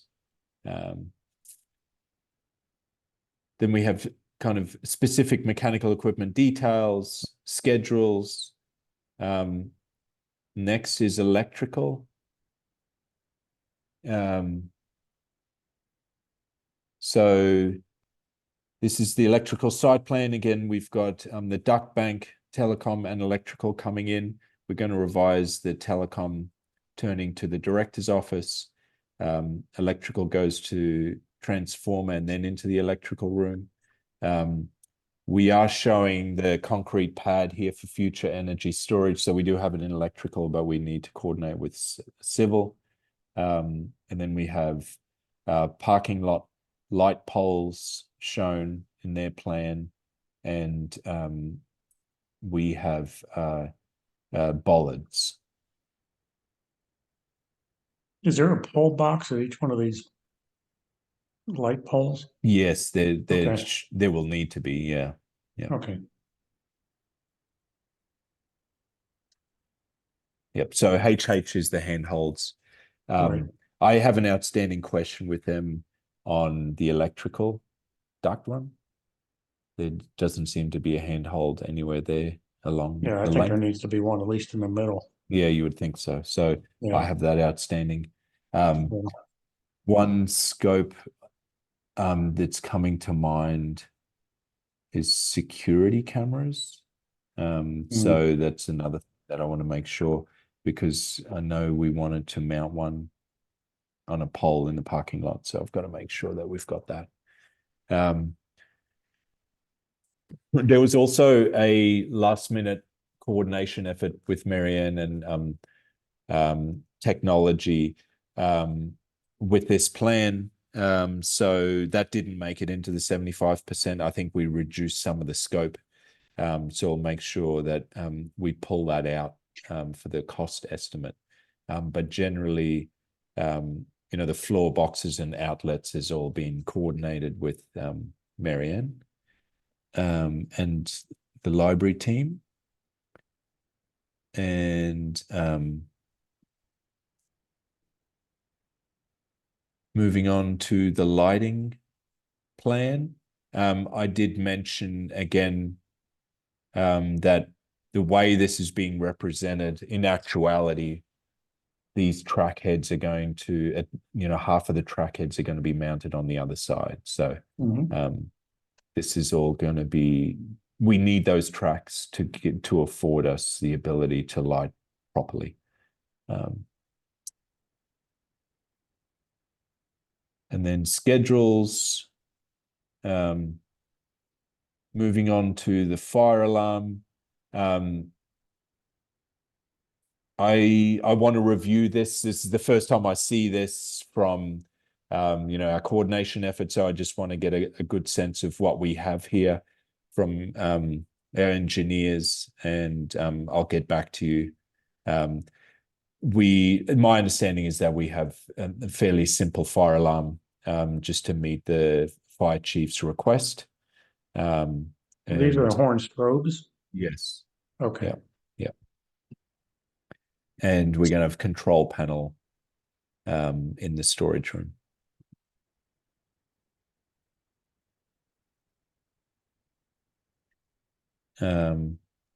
Then on to plumbing. I'll go straight to the plumbing plans. So really the added scope here was for the additional restroom. We also incorporated a new spigot to the north side. This water line is going to be run in the plenum space overhead to that location. We have one spigot here and here. We have the water room laid out. So again, once the well drilling, you know, once we get the final water testing information, we can lock this in. Hopefully you can get a person in there. Yes.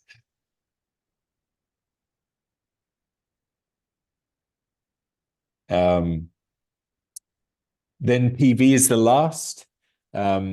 We have our output per year, which meets the demand of the systems that we have in the building. There's a lot of information here about layout, and then all the technical infrastructure required for it. This plan is showing some penetrations and then the wiring. There is a section showing this connection to this system on this side. So there will be an exposed conduit line running from the electrical room through the meeting room structural bay there. It's going to, it'll be, you know, mounted on the deck. So it'll be fairly inconspicuous. But, and then, you know, real specifics on the wiring at each of the panels. This is the section showing the supply to those systems. So this will be a conduit that we will expose in the meeting room.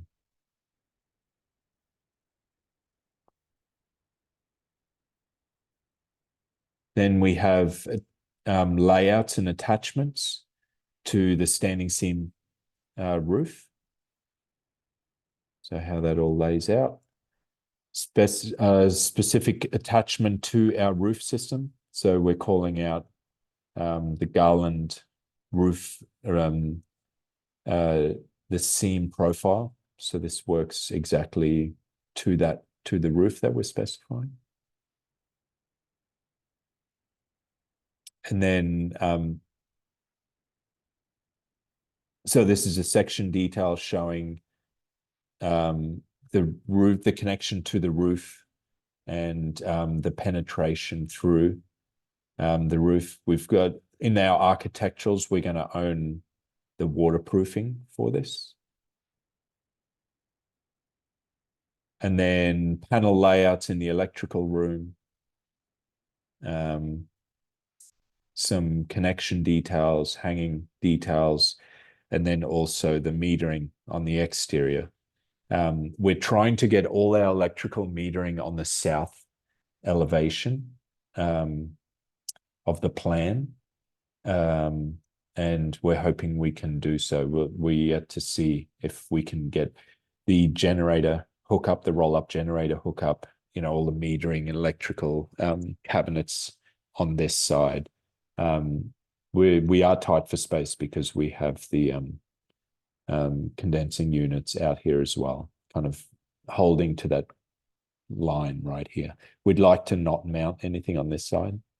So that's another coordination effort.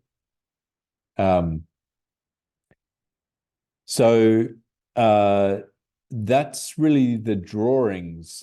Jeff, I know you had some spec questions, one of which was the you had mentioned the metal panel. Make sure that we have the correct specs between our metal. Yeah, who owns it? Yeah, Yep. right. Yeah. Section 071100 by 2 minutes damp proofing. And I don't Yep. know the answer to this, but do we need by 2 minutes damp proofing if we're slab on grade? I think we do, yeah. For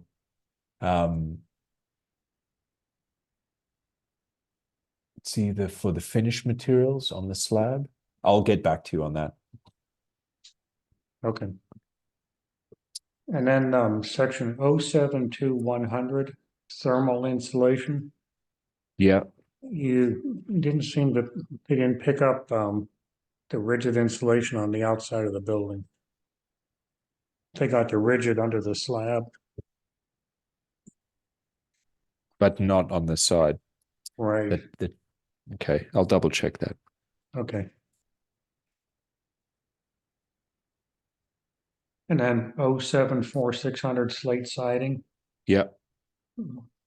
The spec is like less than a page long. And Yeah, it we needs a need. lot, it needs a lot more meat. Yes. Yep. Okay. Yep. We're working with Vermont Structural Slate on that, so we'll just Yeah. get that. Yep. Right. Okay. 07400. The thermoplastic roofing. You're specifying an electrical breach detection system. And I'm kind of wondering why we need that, especially under such a little bitty piece of roof. Yep. Those are expensive systems and they're a pain to deal with. Yep. Okay.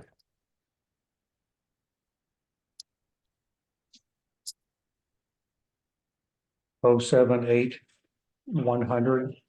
You have steel fireproofing. Where are we fireproofing? Yeah, that's going to be a placeholder. I don't think we need that. Okay. We do have steel on the job, but it's not in a rated room. Yeah. So that's that is not required. Okay.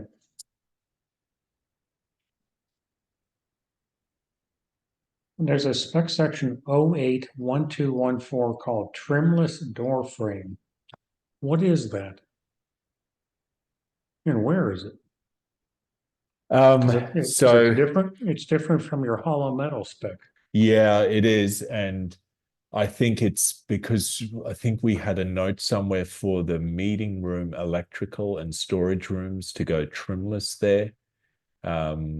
If we were going to do the gallery art, to kind of maximize your hanging space there. But my sense is that spec for that door, and we don't own it in our door schedule, it's expensive and there's no need. So I'm just going to pull it. Okay, Yeah. okay. Then you got a spec 096400 wood flooring.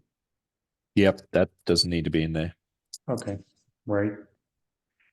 And then the last is 108211 coiled wire gate. And where's that? Yep. So that is our security screen. So we have, Okay. there's different systems, and the one that we've used previously and we really like is it's an aluminum coiled system. It's like a mesh, and it allows for you can have much smaller pocket space for that to stow away. It's fastened with a foot bolt system. Okay. Yeah. Okay. So the that would be for that. Okay, it's the nomenclature that was kind of throwing me off. Yeah, sure. That was going to be my guess, but I've Yeah. never heard of it termed that way. Yeah, it is a bit unusual, actually. You're right. Instead of kind of more specific to the fact that it's security gate. Yeah, because it's Yeah. usually under the security spec. That's right. Okay. That's right. Yeah. Okay. That was it. Nice. Thanks, Jeff. You've kind of got to jump on what I still need to do. Sorry for not being more prepared on the spec specifically. I'll reach out to you if I've written all this down. So if I have any other questions on your questions, I'll follow up. So I'll reach out to you. Okay. So yeah. Fine. Thank you. Nice. So looking ahead, so from today, we have 4 weeks for the 100%. We're looking to get the cost estimate back next week on Friday.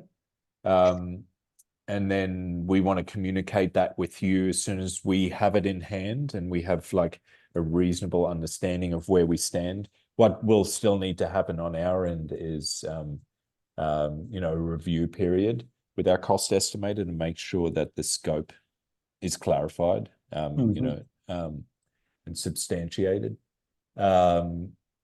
There's one other kind of coordination meeting with the committee that I'd like to do, and that's interior finishes. And it's something that we can include other than, I think, the depressed slab for tile. That's the only real coordination effort with our consultant. Otherwise, it can be added and subtracted fairly quickly. But I kind of want to be proactive and maybe meet with a group when we can with interior finishes and just review both epoxy and tile and resilient in those spaces where we have add alternates. And then, of course, the potential selections for resilient flooring in other spaces, carpet choices in the adults' room. So it's something, I don't know if, I know Marianne's kind of on site and it sounds like she has a lot going on with the water well.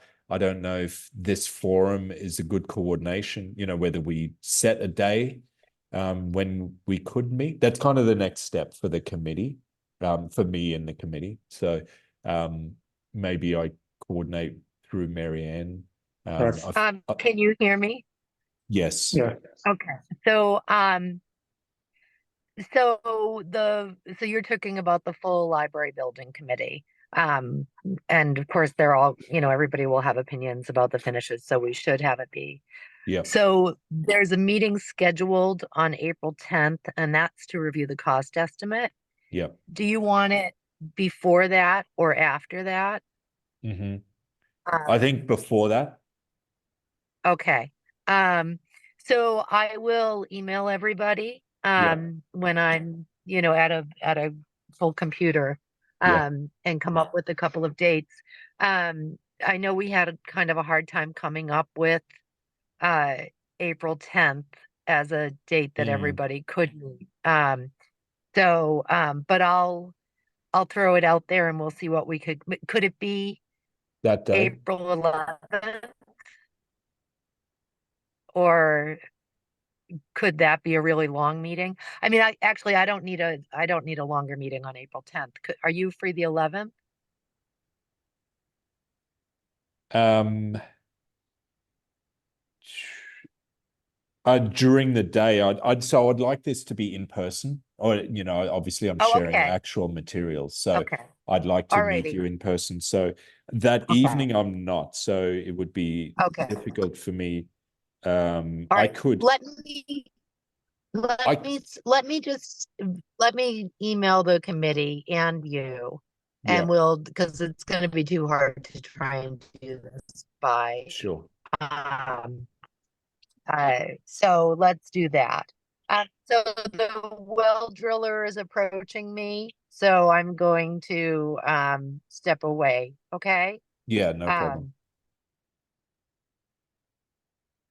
Great. Dominic, Yeah, sure. one other thing just struck me. Was there spec sections in your specs about coordinating with the commissioning agent and making sure everybody plays well? I got so freaking tired of that where Yeah. the contractor, the GC Yeah. would say, I don't have to coordinate with these people and I want an extra for it. Yeah, that's a good question. Roger, maybe I reach out to Neil about that and make sure that the commission, because I know the commissioning agent, we should coordinate on what we should own with your commissioning agent, because we have, and I'm blanking on their name, we already have them engaged. So that would be a good question. I agree with you that commissioning is always difficult. Yeah, exactly. It's always that painful process at the very end when you'd hoped, you're already open, that everything Right. is good, and then you've got to go through that. And the finger pointing starts. Yeah, that's true. Yeah. I mean, the hope is that with a commissioning agent engaged early on, throughout construction, they're kind of doing their checklists prior to the end of the job, in a sense, right? So they already have a presence. Yeah, but checklists are as good as the paper they're printed on. Yeah, it's true. Yeah. Yeah, getting to mechanical equipment after everything's closed in that's always tough too. Yeah, it's a good question. I'll coordinate with Neil and see what Okay. his take is on that. Yeah, usually there's a section in Division 1000, Yeah. or in the old days we used to call it Division 1000. Nice.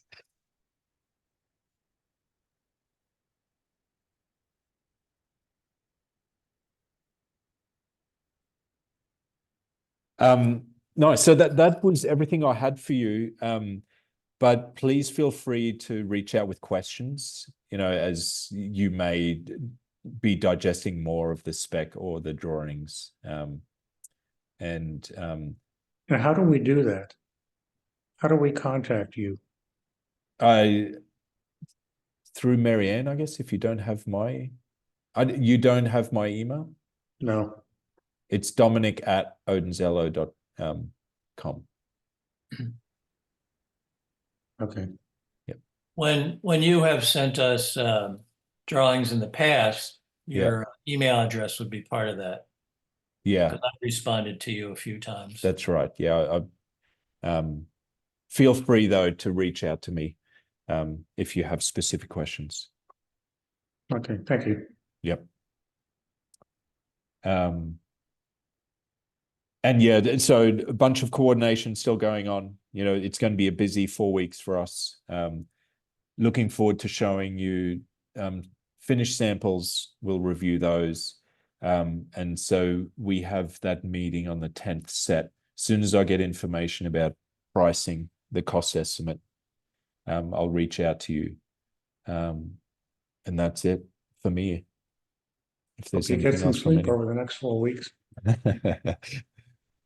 Again, these bags, I'm really, I'm looking after the bags under my eyes, getting bigger and bigger.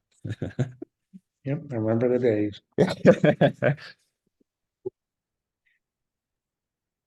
Is there anything else from anybody? Nope, I'm good. Thank you very much. And they're a nice set of drawings, by the way. Thank you. Yep. Thank you, Dominic. Thanks, everybody. Appreciate it. Take care. Have a good weekend. We'll You be in too. touch. Thanks, take care.